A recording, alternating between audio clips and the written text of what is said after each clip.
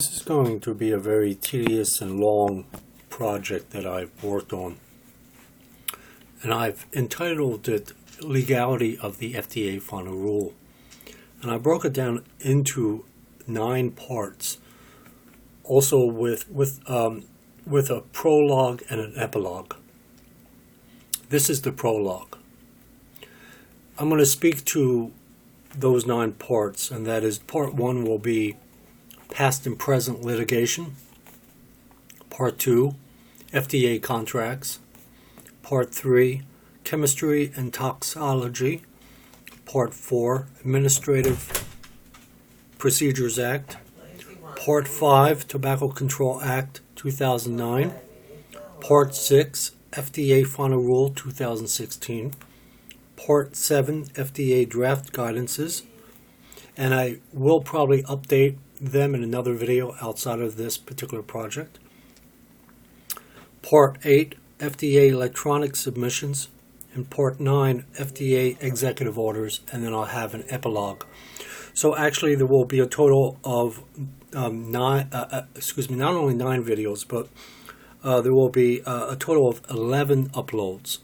So you could pick and choose how you want to watch it. It doesn't really matter. I would prefer if you watch it from the prologue all the way to the epilogue so you get the gist of it. But if you want to pick and choose and watch whatever you want, that is fine with me. So if, like, let's say, for instance, if the, Administrative Procedures Act has 0 views on it, it won't offend me, okay? It just tells me you're not interested in that. But I would prefer you to go through the whole thing. Now, some of these parts will take very long to do, and other parts will take very short to do. So some videos may only be about 10 minutes, maybe 15 minutes. And then other videos will be maybe an hour and a half, 2 hours long, because I have a lot of reading to do. And then in the epilogue, I will actually summarize everything that I've said and put it in perspective completely.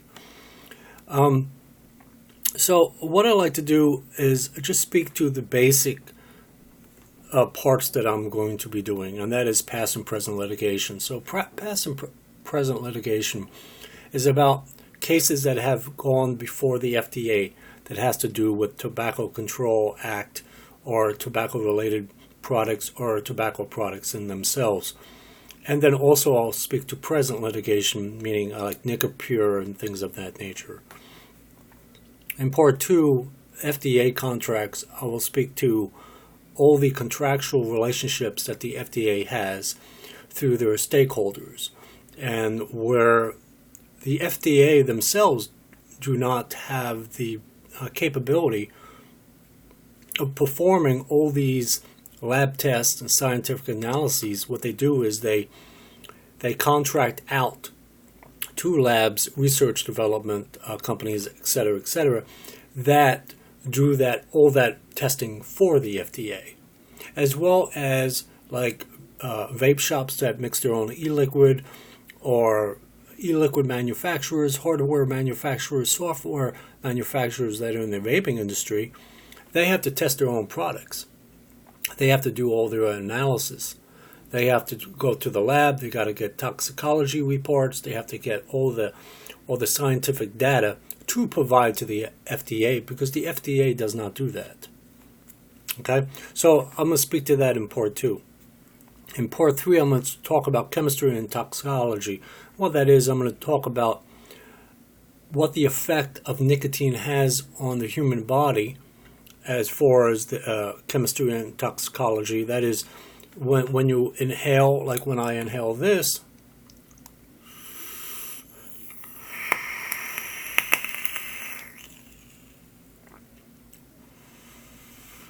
what effect does that have on my body internally? Okay, so I talk about that. Then I also talk about nicotine itself, how it's extracted from the tobacco plant. Okay, so I talk about that in part 3. Then in part 4, I talk about the Administrative Procedures Act. And what that is, it's basically, and it's pretty brief, by the way, because a lot of it didn't really relate to the context of what I'm dealing with here as far as the vaping industry. But anyway, or the vaping community. But it mainly has basically how the agencies, the federal agencies, must conduct themselves within the framework of the government. So I will talk about that briefly in Part 4. And then in Part 5, the Tobacco Control Act of 2009, I will speak to that. And that will be also somewhat brief, because I have found, after I read the FDA final rule first in its entirety, word for word, I went through every single word for word, cross-referenced everything. It took me about 8-9 days to do. I mean, and I was doing it for maybe 4 or 5 hours a day, approximately, give or take an hour. So, and I have found that the FDA final rule is pretty much like a rewritten a document of the Tobacco Control Act of 2009. It's really almost for word, except they put their own a lot of their statements as well. I mean, I would say it's about 60% Tobacco Control Act 2009 and 40% pure FDA. So I'm going to speak to the Tobacco Control Act of 2009 in Part 5. Then in Part 6, I will speak to the FDA Final Rule 2016, which probably will get most of the views anyway, but, hopefully you'll be interested in the other areas as well, because you have to take this whole thing as a whole. The whole thing works as a complete picture. In order to get the big picture, to get the entire picture as it is with the FDA and the vaping community / industry, you ought to watch every single part. But you may not want to. Maybe I don't have the time, I don't know, to go through all the parts. But in the FDA Final Rule 2016, it's going to take me at least an hour and a half to do. That's very, very long. I might even have to put Part 6, which is the FDA Final Rule 2016, in subparts. That is, I might have to put like subpart A, subpart B, because it might even take me 2, maybe even 3 hours to do. I mean, that's going to take me a while to do that one. I mean, I have a lot of reading. And not only that, but as I read each passage, I will explain what it means to the layperson, because it's supposed to be written, the FDA Final Rule is supposed to be written for the layperson. In fact, the executive orders I'll speak to in a moment actually state that they have to be in plain language, easy to understand, and they were basically directives to these agencies, these enabling or / regulatory agencies. And so I like to explain each passage that I read, which is somewhat not as easily understood by the layperson, and I will explain it as take all that mumbo jumbo in a way and translate it in a sense, so not in a sense, but translate it so you can understand it, so you can easily understand it. Actually, under the statute, under the Tobacco Control Act of 2009, it actually states that it needs to be it should be written to be read by a layperson, which it definitely is not. There's lawyers that have spent months preparing the Nicopure lawsuit. Take millions of dollars, take more than just one lawyer. They have research analysts and they have their own paralegals, by the way, of course, and they or I should say legal secretaries, and then they have their own specialists and they have their own scientific specialists, of course, and then they have not just one lawyer, but probably many lawyers that work on that FDA final rule, which takes time. Whereas I read it, like I said, about 8-9 days. I understand it very well, but the layperson would not. The layperson would not understand it, unless you have some legal background, and not only some, you should have a lot of legal background. In fact, you should have years of legal background. and which I have. I have plenty years in the legal field when I was a paralegal. I mean, this is a while ago. I haven't done it in Oklahoma. Haven't done any. Man, I haven't done any legal briefs since about the early part of 2000. I moved to Oklahoma in May of 2000, so I would say about the early part of the year 2000 was probably the last time I wrote any legal briefs. I think I put down like formal legal letters that I would put together for maybe help friends out or something like that. But outside of that, I've never really written a legal brief. So, and even when I did write legal briefs, I was advised by attorneys that made sure that what I wrote down was correct. I mean, they had the final say in it. But I did a lot of the research. I mean, I would say on the cases that I worked on when I lived in New Jersey, and a lot of it had to do with tort law, and even some of it constitutional law. I enjoyed that very much, by the way. Very much enjoy the constitutionality of statutes, but the interpretation of it, to understand it, cross-reference anyway. And when I did it in those years, I would say about probably most of my work was probably 75% research. And it wasn't at that time. I mean, we had computers and stuff, but I mainly went to the law libraries and just sat there with books piled up. Oh man, it was crazy. It was crazy. I was enjoying, though. I enjoyed it. What I enjoyed the most was the research aspect. The books would be piled 10, 15 books at a time all around me, and because one case law would refer you to something else, and before you know, you have stacks and stacks of books around you. And I enjoyed that. And that time I didn't wear glasses. I didn't wear glasses until the year 2002. So I didn't have to worry about wearing glasses. But when you get old, you have to wear glasses, you know. But anyway, so I thoroughly understand that FDA final rule very well. Not probably as well as an attorney, but pretty dang close. And so I will explain that to you, explain that to the layperson.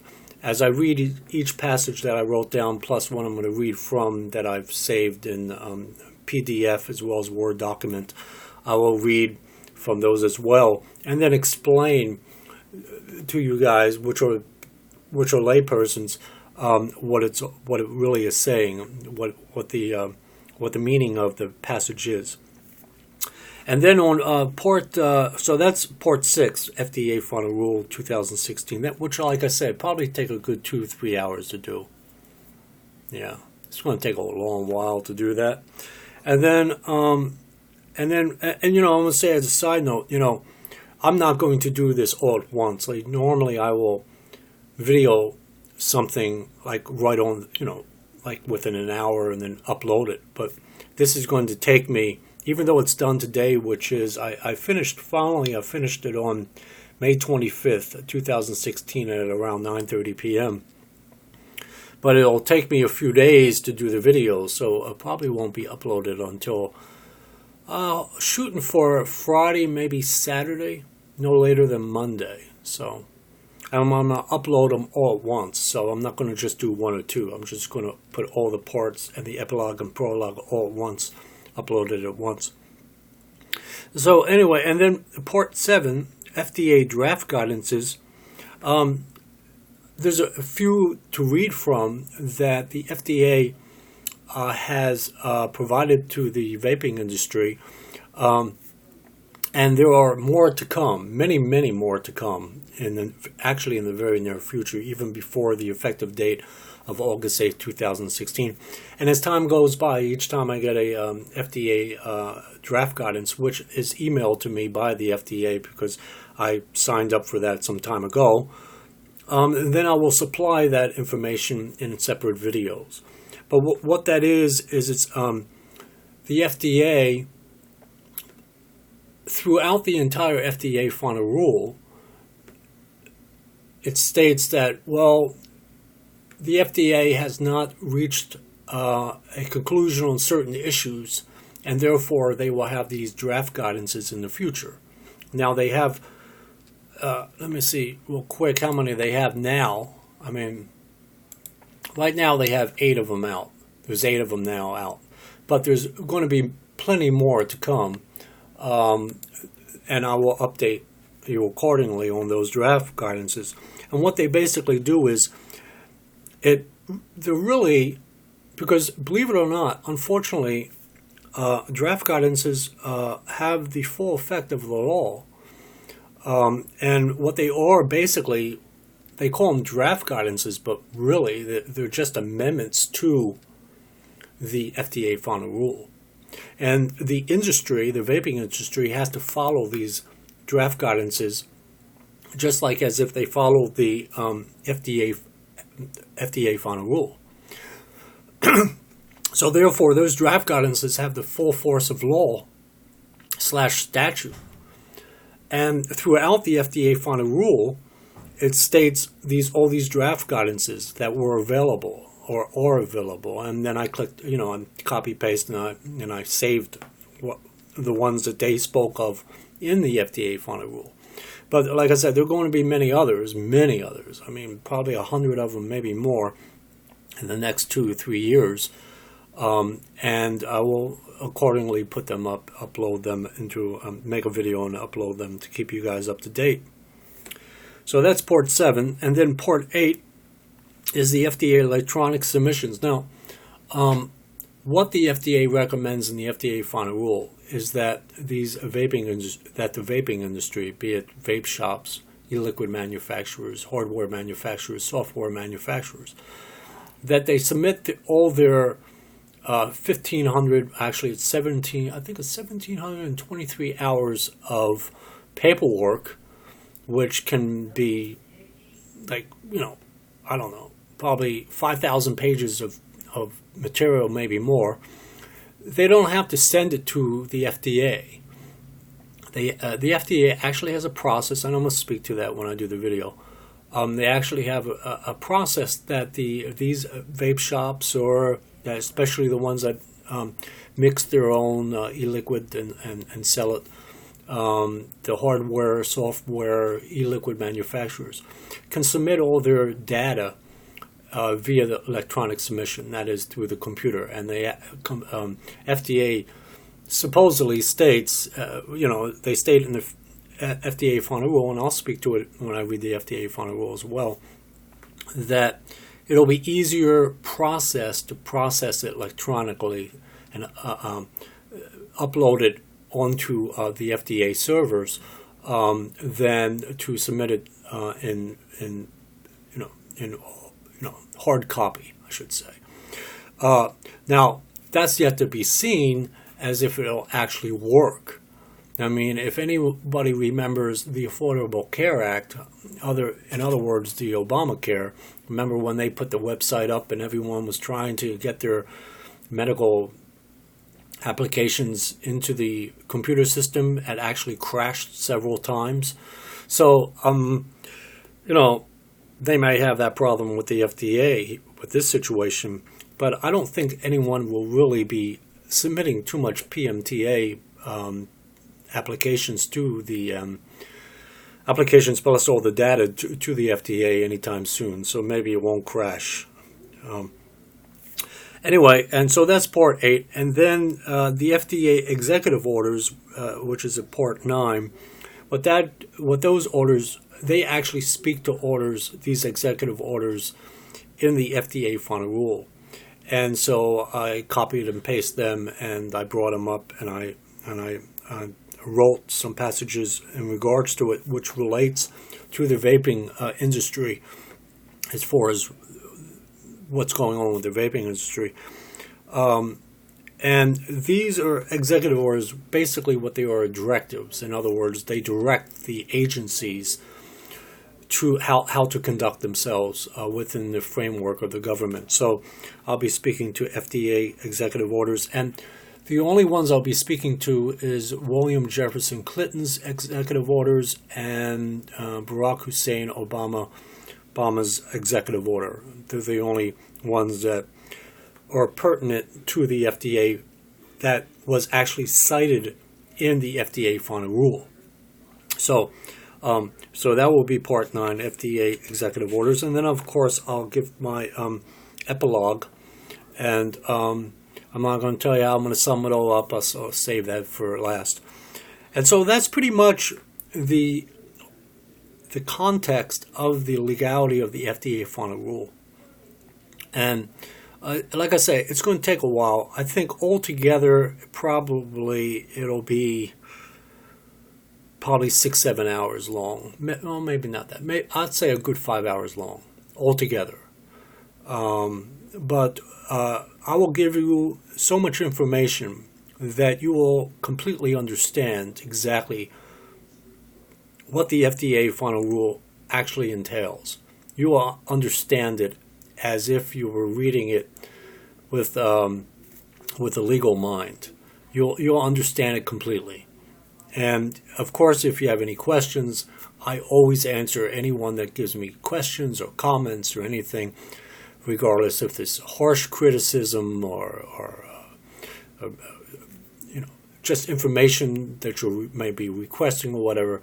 I will always answer every single question. I always look all the time, every day, for anyone that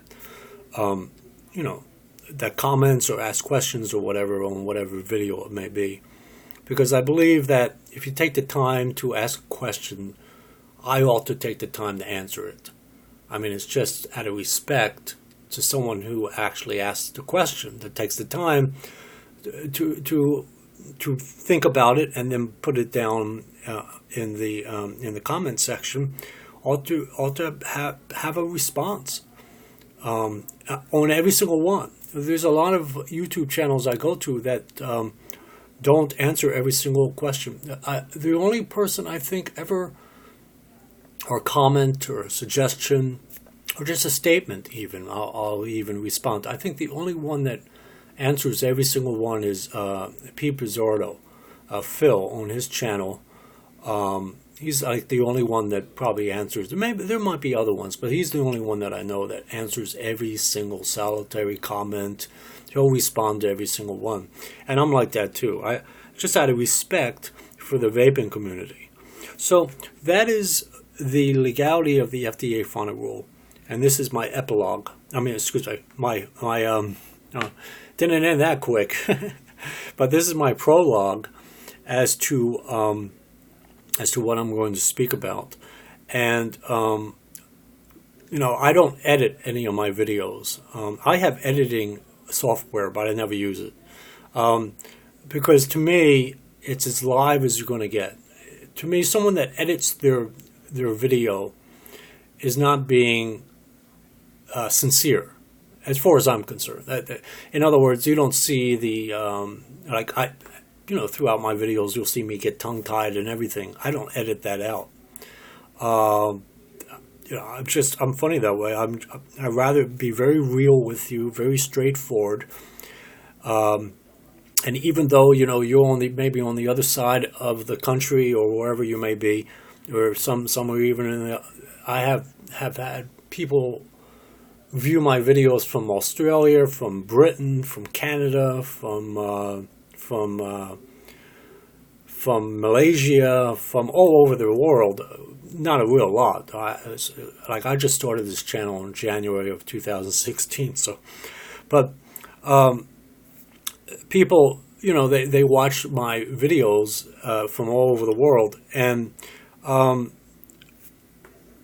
I believe very strongly that you need to be sincere with whoever is watching you, because they're interested in whatever you're doing. I mean, if they're interested to click on your video and at least watch it and listen, for at least 50% of the video, I'm pleased with that. I would like the whole video to be seen, of course, but sometimes people get the gist of it and then they click it off, and which is fine with me, as long as you get the gist of what I'm saying in the video. Or maybe you're not interested in the subject that I'm dealing with or whatever, and so you click it off. And everybody has their own right to their own opinions, to their own actions, and I have absolutely no problem with that. But anyway, I'm going to put this whole thing together here for you, and it's going to be interesting, and like I say, extremely wordy. And I think I just want to say as a side note, I think the people that are interested in these types of videos that I'm putting up are people that are, for one thing, intellectuals. They like to think. They like to think outside the box, and they're very introspective.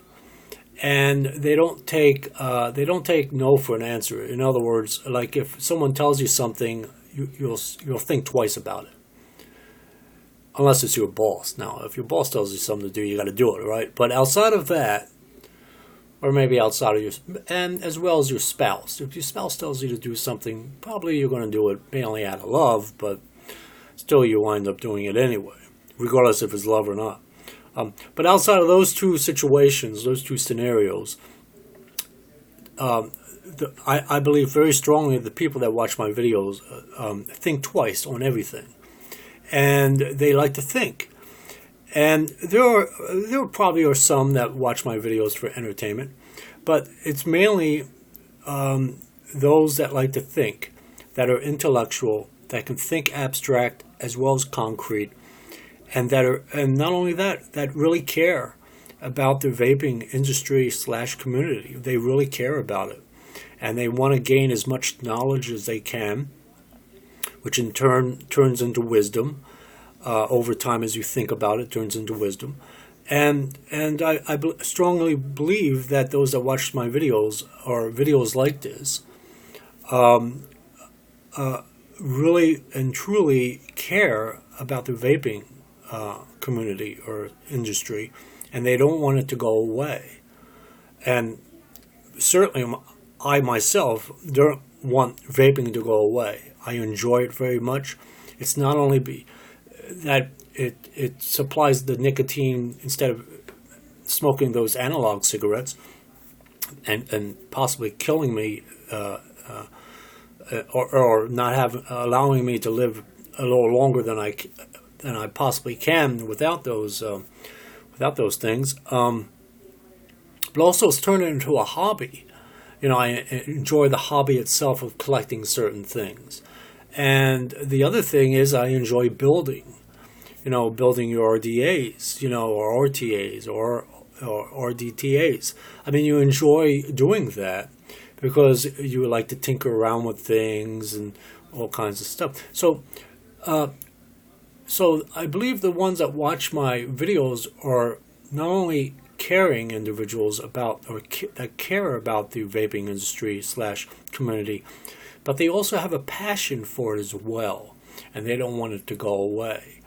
So between caring and passion, the vaping industry / community will be around for a very long time. And between litigation and legislation,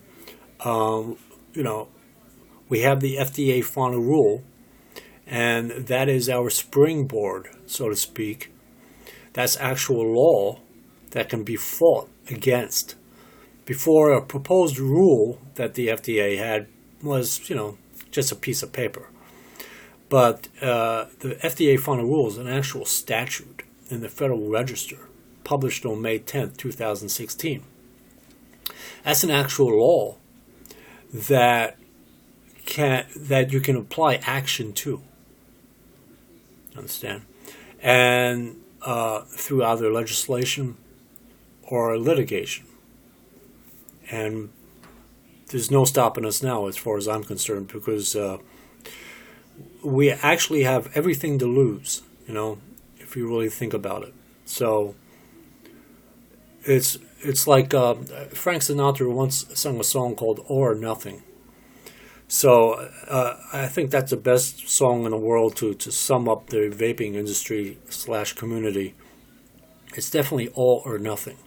Either we're going to have it the way we need it to be, or we're going to lose it all. And if we do lose it all, maybe 5, 10, maybe 15, 20% will remain in the marketplace, but it certainly will not be the way we like it to be because as caring and passionate vapors that we are, that we've come to know what the vaping industry / community is all about. And if things turn into nothing, the entire landscape of the vaping community / industry will change drastically.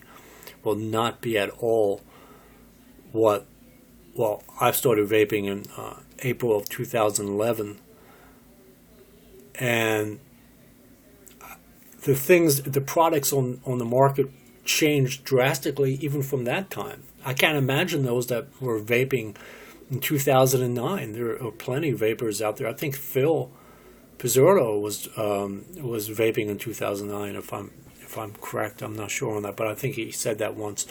A lot of vapors out there since 2009, 2008, mainly 2009, and all those changes up to 2016. And just to think of how the changes could have been if the FDA didn't come down like they did, we would have had even better products on the market. It's a great market, a fantastic market, and it's a shame what the FDA is doing. Anyway, so this is my prologue on the legality of the FDA final rule. And so the next video I'm going to do is part 1, past and present litigation. And until then, you guys have a good one. Bye.